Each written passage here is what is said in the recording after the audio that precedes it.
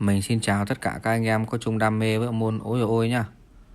Hôm nay mình sẽ demo cho anh em bộ đèn máy bay 7 điểm. Mình làm cho một bạn khách ở trên Hải Dương nhá.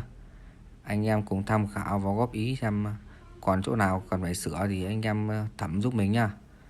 Sau đây mình sẽ lên đèn để cho anh em xem các chế độ có rực rỡ không anh em nhá.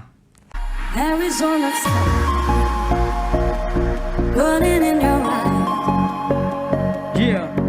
You look at me, baby, wanna catch on fire. Rip my cameo.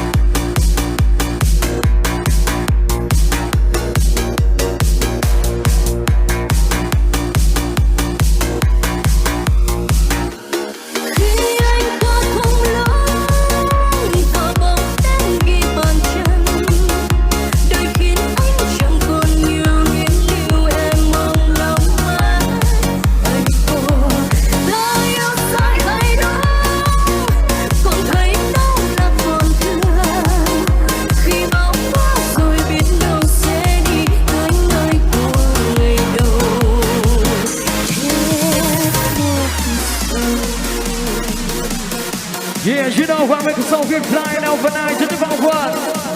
Everybody, put your hands up.